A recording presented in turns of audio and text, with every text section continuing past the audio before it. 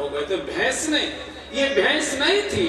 तो तब तब प्रभु धरि विविध शरीरा, तब तब प्रभु धरि विविध शरीरा, तब तब प्रभु धरि विविध शरीरा, तब तब प्रभु धरि विविध शरीरा, धारहि कृपा विधि सज्जन कीरा, धारहि कृपा विधि सज्जन कीरा। ये भैंस नहीं थी, ये भैंस अवतार था। तब तब प्रभु धरि विविध शरीरा। किसी मरीज को लेकर चले हैं अपने यहाँ से, और बिल्कुल वहां के डॉक्टर ने कह दिया कि जल्दी से ले जाइए, मुश्किल है, नली वली सब लगाए हुए गाड़ी में ले चले आ रहे हैं। अचानक गाड़ी में पंचर हो गया, गाड़ी बंद हो गई या गाड़ी खराब हो गई। आप बदहवा सड़क पर खड़े हैं, पसीना पसीना छूट रहे, अब क्या हो, अब क्या हो। अब इतने में पीछे से कार दौड़ी आ रही थी, आपको देख रहे ची करके उसने ब्रेक लगाया एकदम। अरे आप यहाँ कैसे खड़े? अरे बोले क्या बताएं, इनको लेकर आ रहे थे, गाड़ी खराब हो गई, क्या कर? अरे मैं भी चल रहा हूँ ना दिल्ली, बैठो बैठो बैठो बैठो। आप क्या कहते? ओहो, अचानक वो हमारे परिचित नहीं आए होते उस समय, अगर वो रिश्तेदार नहीं है, वो रिश्तेदार नहीं थे, वो परिचित नहीं था। तब तब प्रभु धरि विविध शरीरा, तब तब प्रभु धरि विविध शरीरा, धारहि कृपा विधि सज्जन कीरा, धारहि कृपा विधि सज्जन कीरा। अगर आप अपनी डायरी लिखते हो तो आप प्रतिदिन अवतार का वर्णन अपने जीवन में कर सकते हैं। प्रतिदिन हमारे जीवन में ब्रह्म का अवतार होता है, भगवान का अवतार होता है, क्योंकि भगवान के भजन में हमारा प्रवेश नहीं है, इसलिए उस अवतार की भूमिका को हम समझ नहीं पाते। हर समय अवतार होता है, हर समय अवतार। हे पार्वती जी, वैसे तो राम जन्म के हेतु अनेका, लेकिन मैं 2-4 जन्मों की कथा कहूंगा, तुम भी सावधानी से सुनना। सावधान सुन सुमति भवानी, कथा बहुत सावधानी से सुननी चाहिए, बहुत मन से सुननी चाहिए। पहला कारण बताया, भगवान विष्णु के 2 द्वारपाल थे, जय और विजय। एक बार सनकादिक ऋषि भगवान का दर्शन करने गए और थोड़ी कलह जय विजय से हो गई। द्वारपालों से कलह होती ही, और सच बात यह है कि मालिक से ज्यादा नौकर का रुतबा ज्यादा बढ़ जाया करता है, और वही मालिक को बदनाम भी कर देता है। तो आप सुनने में भी आता है कि उनके पिए ने ऐसा किया है और उनको बदनामी हुई, ऐसा हुआ वैसा हुआ। वैकुंठ में तुम पहुंचे हो, और वहां भी कुंठा, वहां भी क्रोध, वहां भी अहंकार। तो ऋषियों ने कहा कि तुम राक्षसी होने लायक हो, तुम ऋषि कभी नहीं बन पाओगे, और शाप दे दिया। और उसी शाप के कारण से 3 जन्म इनको राक्षसों के लेने पड़े। सतयुग में हिरणाक्ष और हिरण्याकश्यप के रूप में, त्रेता में रावण और कुंभकर्ण के रूप में, द्वापर में शिशुपाल और दंतवक्र के रूप में, और भगवान को इन्हें मुक्त करने के लिए 4 जन्म लेने पड़े। देखिए हमारे देश में दंड की बड़ी विचित्र व्यवस्था थी। सेवक ने अगर अपराध किया है, छोटे को दंड कम दिया जाता था, बड़े को दंड ज्यादा दिया जाता था। हमारे देश की एक समय दंड की बहुत विचित्र व्यवस्था थी, और वो व्यवस्था आज लागू होनी चाहिए। अगर सेवक ने कोई अपराध किया तो स्वामी को भी दंडित किया जाता था कि तुमने ठीक से मार्गदर्शन क्यों नहीं किया। अगर बेटे ने कुछ अपराध किया तो पिता को भी दंडित किया जाता था, तुमने ठीक से उसको संस्कारित क्यों नहीं किया। आज उल्टा है, आज अपराध बड़े करते हैं और छोटों को फंसा दिया जाता है। बड़ी मछली, और जब तक बड़े लोग दंडित नहीं होंगे, सार्वजनिक दंडित नहीं होंगे, तब तक कितने भी कानूनों में संशोधन कर लिए जाएं, सार्वजनिक रूप से चौराहे पर खड़े होकर समाज के बड़े कहे जाने वाले लोग जब अपराध के लिए दंडित नहीं किए जाएंगे, तब तक समाज में कितने भी पुलिस मिलिट्री लगा दीजिए, कानूनों में संशोधन कर दीजिए, कोई परिवर्तन होगा नहीं।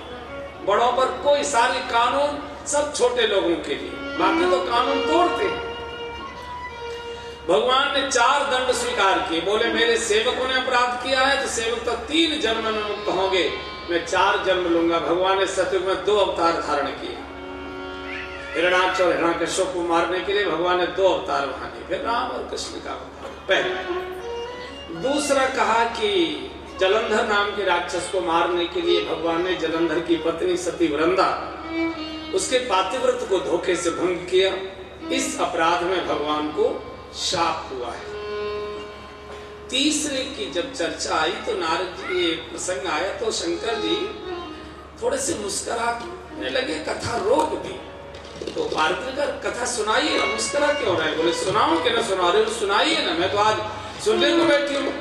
बोले तो सुन नारद शाप दीन हित बारा, नारद शाप दीन हित बारा, कल्प एक तेहि लगी अवतारा, कल्प एक सब गए लगी अवतारा, गिरिजा चकित भई सुमिमानी, गिरिजा चकित भई सुमिमानी, नारद विष्णु भगत मुनि ज्ञानी, नारद विष्णु भगत मुनि ज्ञानी, कारण कवन शाप मुनि दीना, कारण कवन शाप मुनि दीना, का अपराध रमापति कीना, का अपराध रमापति कीना, यह प्रसंग मोहि कहु पुरारी, यह प्रसंग मोहि कहु पुरारी, मुनि मन मोर आचरज भारी, मुनि मन मोर आचरज भारी, बाँची नारद शाप दीन हित बारा, नारद शाप दीन हित बारा। जैसे शंकर जी ने कहा कि एक बार नारद जी ने क्रोध में आकर भगवान विष्णु को शाप दिया था, एकदम पार्वती जी खड़ी हो गई। 24 घंटे लगता है भांग के नशे में रहते हो, ऐसा कभी हो सकता है क्या? शंकर जी का देवी उखड़ो मत, हो नहीं सकता, ऐसा हुआ है। एक बार नारद जी ने क्रोधावेश में भगवान विष्णु को शाप दिया। कैसे हो गया? बोले क्यों नहीं हो सकता है? पार्वती ने इसलिए नहीं हो सकता, एक तो नारद विष्णु भगत है और पुनि ज्ञानी, इतने बड़े ज्ञानी ये अज्ञान का कार्य कैसे करेंगे? वैसे तो तुम्हारी बात बिल्कुल गलत है, लेकिन चूंकि मुझे कथा सुननी है तो थोड़ी तुम्हारी में हाँ मिला रही है। ये बताइए कारण कवन, कौन सा कारण हुआ जिसके कारण से नारद जी ने भगवान को शाप दिया? और कहां अपराध रमापत कीना, भगवान विष्णु ने ऐसा कौन सा अपराध कर दिया जिसके कारण से मुनि को शाप देना पड़ा? देखिए, गुरु निष्ठा, गुरु भक्ति अगर सीखनी हो, पार्वती जी से सीखी। कितना गुरुदेव के आचरण पर भरोसा है। भूल की होगी तो भगवान ने की होगी, मेरे गुरु जी तो गलती कर ही नहीं सकते। और सत्य भी है ये, गुरु भूल करता है तो गुरु कैसा? भगवान भूल कर सकता है, किया है, उनको श्राप तक हुआ है।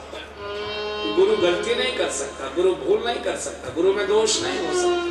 जिस गुरु में दोष आ गया वो गुरु किस बात है? गुरु सर्वांग निर्दोष हुआ करता है। इसका अर्थ है जिसमें गुरुता है, जिसके आसन के संयम को कोई डिगा नहीं सकता, हिला नहीं सकता, जिसके जीवन में विकार वासना का कोई छिद्र नहीं, वो गुरु होता है। गुरु केवल कान में मंत्र फूकने से नहीं बन जाते। गुरु एक गरिमा है, गुरु एक गंभीरता है, गुरु स्थिरता है। वो डिग कैसे गया, वो हिल कैसे गया? इसलिए गुरु का स्थान हमारे देश में शास्त्रों में भगवान से बड़ा है। राखई गुरु जो कोप विधाता, भगवान से ज्यादा बड़ी सामर्थ्य गुरु की हुआ करती। आपने नाम सुना होगा समर्थ गुरु रामदास है। भारतवर्ष में किसी साधु के सामने समर्थ नाम नहीं लगता।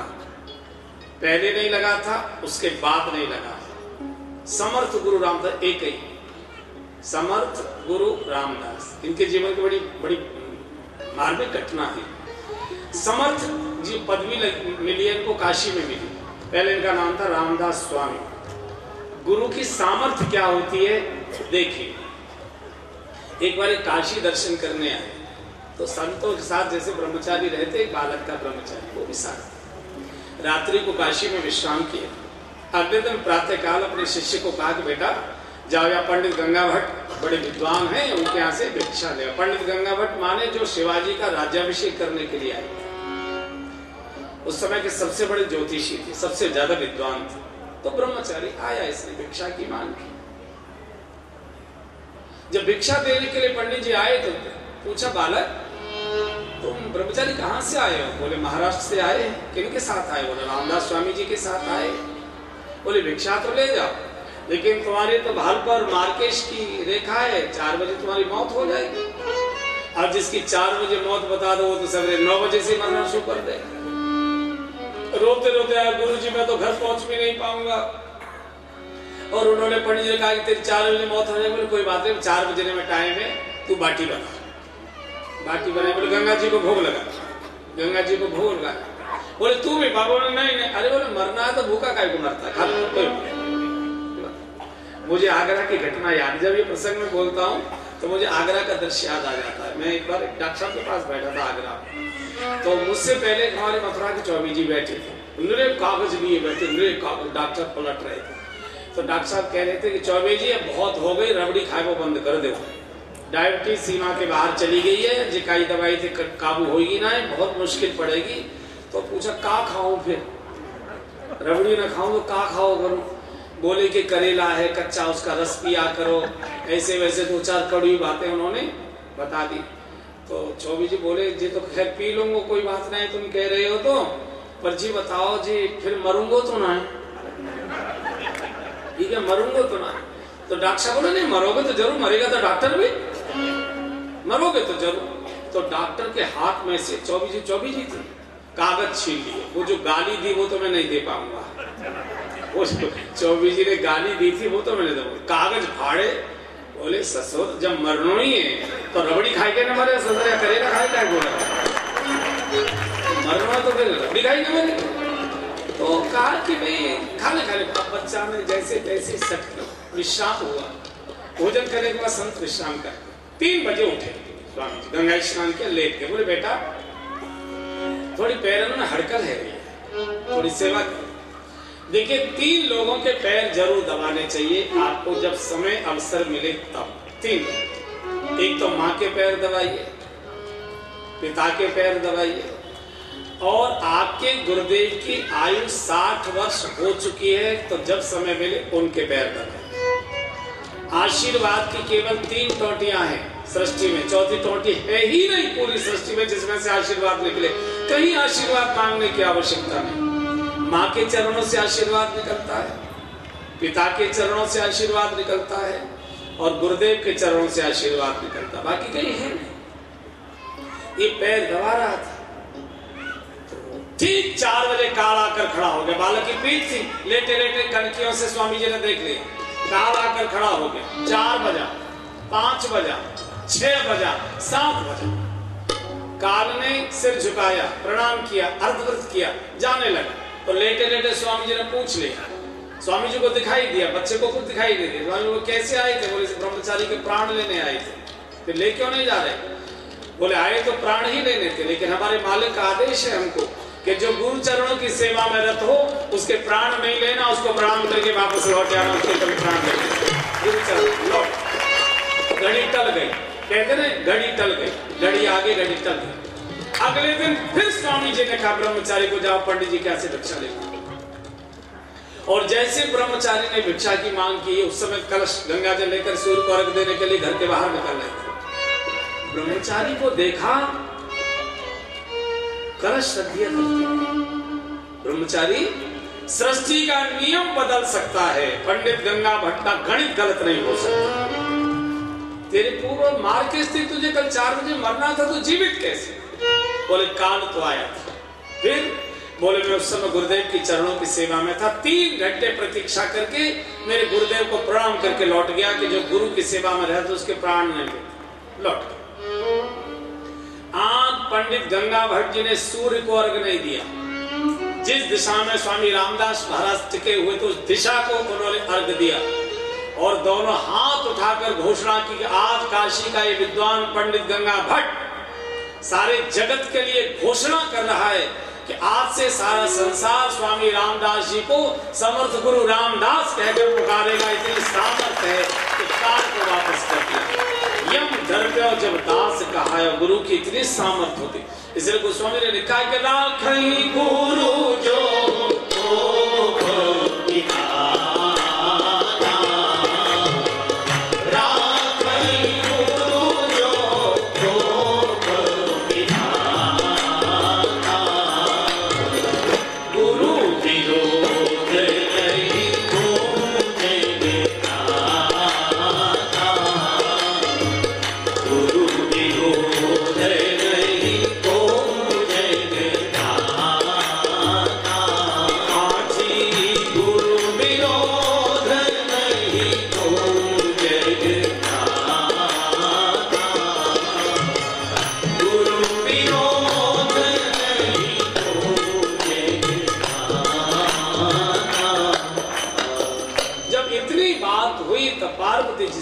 कोई बड़ी घटना है तो कहा कि अब मैं संकेत से नहीं समझ पाऊंगी, पूरा प्रसंग मुझे विस्तार से सुनाइए। यह प्रसंग मोहि कहा पुरारी, किस कारण से मुनि को मोह हुआ। नारद मोह की कथा शंकर जी बहुत विस्तार से सुनाते, बड़ा मार्मिक प्रसंग है। ये 2 प्रसंग मानस में बड़े रसीले हैं और मनुष्य के जीवन की समस्याओं से जुड़े हुए दोनों प्रसंग हैं। जब कभी आपको खाली समय मिले अर्थ वाली रामायण लीजिए और इन प्रसंगों को बहुत गंभीरता से पढ़िए। एक नारद मोह की कथा, एक शूर्पणखा की कथा, ये दोनों बड़ी मार्मिक है। थोड़ी हंसी मजाक की तो हैं, लेकिन मनुष्य के भीतर की समस्याओं का समाधान करने वाली ये दोनों कथाएं। मैं उस प्रसंग के विस्तार पर नहीं जा रहा हूं, मैं केवल उसके मर्म का दर्शन कराऊंगा। देखिए, एक आयुर्वेद में रोग होता है सन्निपात। सन्निपात रोग कब होता है? जब वात, पित्त और कफ जब तीनों प्रबल हो जाते हैं तब सन्निपात का रोग होता है। और सन्निपात के रोग की कोई आयुर्वेद में भी अभी तक औषधि नहीं बनी है। भगवान का नाम ही औषधि, अगर बच जाए तो वैद्य लोग भी हाथ खड़ा कर देते हैं। तो जैसे शरीर में सन्निपात होता है ऐसे ही मन में भी सन्निपात हुआ करता है। काय से जब ये तीनों बढ़ जाते हैं, वात, पित्त और कफ, और मन में बढ़ते हैं काम, क्रोध और लोभ। काम वात है, काम, वात, कफ, लोभ अपारा, क्रोध, पित्त, नित, छाती, जारा। ये जब तीनों प्रबल हो जाते हैं मन में काम, क्रोध और लोभ, आदमी को सन्निपात का रोग हो जाता है, बड़बड़ाता रहता है, वो किसी की सुनता समझता ही नहीं है। और रामचरितमानस में 2 लोगों को सन्निपात का रोग हुआ है, एक राक्षस को हुआ, एक ऋषि को हुआ है। रावण को भी सन्निपात का रोग हुआ और नारद जी को भी सन्निपात का रोग हुआ। लेकिन रावण को दवाई के लिए बहुत ही समझाया, लेकिन किसी ने माना ही नहीं। डॉक्टर स्वयं चल कर गया। कई रोगी ऐसे होते जो नर्सिंग होम तक नहीं आ पाते तो उनके घर पर विजिट करते हैं डॉक्टर स्वयं गया दवाई देने के लिए। हनुमान जी के रूप में भगवान शिव पहुंचे हैं, लेकिन अच्छा बोले तू ही आया है हमारे लिए, मिला हमें कभी गुरु बढ़ गया नहीं, मरना चाहता है क्या? और सन्निपात का रोगी डॉक्टर को यही कहते हैं, मरने आया है क्या मेरे पास? बोले अब तू मर। लेकिन नारद जी ठीक समय से आ गए भगवान की शरण में और भगवान ने कह दिया जाओ डॉक्टर के पास जाओ। बोले कहाँ रहते वैद्य जी? बोले सीधे कैलाश चले जाओ। बोले क्या करूँ वहां जाके? बोले जब पहुंच जाई शंकर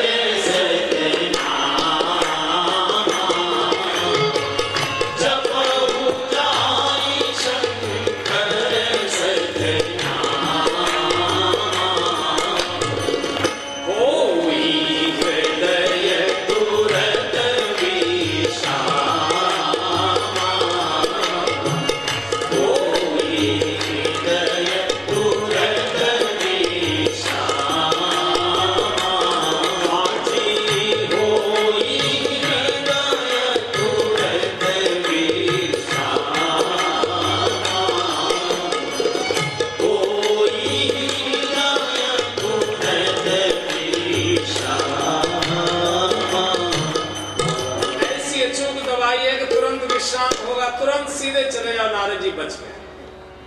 नारद जी में काम भी प्रबल हुआ। कितना काम प्रबल हुआ होगा, कल्पना करो कि दादी से ही शादी को मचल उठे। आई लव यू दादी, आई लव यू दादी। चूंकि विश्व मोहनी संसार के नाते से भगवान की माया है और भगवान नारद जी के संसारी नाते से दादाजी लगते हैं। चूंकि नारद जी ब्रह्मा जी के मानस पुत्र हैं और ब्रह्मा जी भगवान को पिता कहते हैं, तो आखिर पौत्र हुए कि नहीं हुए? तो माया कौन हुई उनकी? दादी। एक भी दांत नहीं है, कह रहा है बालक मैं तो तुमसे शादी करूंगा। तो ये बालकपन ही था। अच्छा, लोभ कितना प्रबल हुआ कि सबसे ज्यादा सुंदर मैं ही दिखाई दूं, मेरी शादी होनी चाहिए। और क्रोध इतना आया कि भगवान को गाली देने गए। जितनी गाली रावण ने भी भगवान को नहीं दी, उतनी गाली नारद जी ने। विष्णु के बच्चे तेरी ऐसी की तैसी। ये तो मैं बहुत थोड़े शब्द बोल रहा हूं। श्राप तक दे दिया, श्राप तक दिया है नारद जी। इतना आपे से बाहर हो गए, फिर भी नारद जी बच गए। काम प्रबल, क्रोध प्रबल, लोभ प्रबल, फिर भी नारद जी बच गए। हम मंदिरों में बारी बारी घूमते हैं तो भी कल्याण नहीं हो रहा। हम भी इन्हीं रोगों से पीड़ित हैं, सब नहीं कल्याण। 4 धाम कर आए दिन कितनी बार नहीं कर। कारण समझ लीजिए। नारद जी में भी काम प्रबल हुआ, हमारे अंदर भी काम प्रबल होता है। हमारे अंदर जब काम आवेगा आता तो हम काम तृप्ति के लिए संसार की ओर, बाहर की ओर भागते। नारद जी में काम आवेगा आया तो काम तृप्ति के लिए भगवान की ओर आए। हर्षण मांगो सुंदरता। हमारे अंदर जब लोभ आता है तो हम मित्रों की, रिश्तेदारों की ओर भागते। नारद जी में लोभ आया तो अभी भगवान की ओर गए। प्रभु आपन रूप देव प्रभु मो, इतना सुंदर बना दीजिए कि मेरी शादी हो। हमको क्रोध आता है तो हम बाहर की ओर भागते, ससुराल कभी तो निकलेगा। लेकिन नारद जी में क्रोध आया तो नारद जी बाहर की ओर नहीं भागे, भगवान की ओर गए हैं। तो उन्हीं को गाली गलौज दो। और भगवान का एक सदा से नियम है, स्वभाव है। भगवान कहते हैं अगर तू अपना शुभ और अशुभ, अच्छा और बुरा, गुण और दुर्गुण, जो कुछ तेरा है, अगर तू सब कुछ मुझे अर्पित कर देगा तो सब परिस्थितियों में मैं तेरी रक्षा करूंगा, जिम्मेदारी फिर मेरी। गुण भी तेरा, दुर्गुण भी तेरा, शुभ भी तेरा, अशुभ भी तेरा, अच्छा भी तेरा, बुरा भी तेरा। और जब सब कुछ तेरा ही है तो भगवान तेरा तुझको अर्पित क्या लागे मेरा, मैंने तो तुझे ही तुझियम वस्तु गोविंद तुम समा। लेकिन हम मुंह से तो कहते हैं, लेकिन चतुराई भीतर बैठी रहती। जैसे मीठा मीठा कुछ है, अच्छा अपने मन अनुकूल हो रहा है तो बड़ा सावधानी से किया, नहीं तो गड़बड़ हो जाता। अगर हम ये समझदारी नहीं दिखाते तो नहीं होता। और कुछ बिगड़ जाए, भगवान की जैसी इच्छा थी। जैसे आप देखिए अपने बारे में सोचिए,